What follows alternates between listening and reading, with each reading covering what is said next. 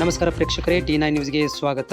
ಹುಬ್ಬಳ್ಳಿಯಲ್ಲಿ ಬಿಜೆಪಿ ಕಾರ್ಯಕರ್ತೆ ಸುಜಾತಾ ಅವರನ್ನು ಪೊಲೀಸರು ವಿವಸ್ತ್ರಗೊಳಿಸಿದ್ದನ್ನು ಖಂಡಿಸಿ ಧಾರವಾಡ ಜಿಲ್ಲಾಧಿಕಾರಿ ಕಚೇರಿ ಎದುರು ಬಿಜೆಪಿಯ ಕಾರ್ಯಕರ್ತರು ಪ್ರತಿಭಟನೆ ನಡೆಸಿದರು. ಪ್ರತಿಭಟನಾಕಾರರ ಮನವಿ ಪಡೆಯಲು ಜಿಲ್ಲಾಧಿಕಾರಿಗಳು ಬರಬೇಕು ಎಂದು ಪಟ್ಟು ಹಿಡಿದ ಪ್ರತಿಭಟನಾಕಾರರು ಡಿಸಿ ಕಚೇರಿ ಮುಂಭಾಗ ಇಟ್ಟಿದ್ದ ಬ್ಯಾರಿಕೇಡ್ಗಳನ್ನು ನೂಕಿ ಕಚೇರಿ ಒಳಗೆ ಹೋಗಲು ಪ್ರಯತ್ನಿಸಿ ಹೈಡ್ರಾಮಾ ಸೃಷ್ಟಿಸಿದರು. ಈ ವೇಳೆ ಹೆಚ್ಚುವರಿ ಜಿಲ್ಲಾಧಿಕಾರಿ ಗೀತಾ ಅವರು ಸ್ಥಳಕ್ಕೆ ಬಂದು ಮನವಿ ಪಡೆದ ನಂತರ ಪ್ರತಿಭಟನಾಕಾರರು ತಮ್ಮ ಪ್ರತಿಭಟನೆ ಕೈಬಿಟ್ಟರು. ಸರ್ಕಾರಕ್ಕೆ ಅನ್ಯಾಯ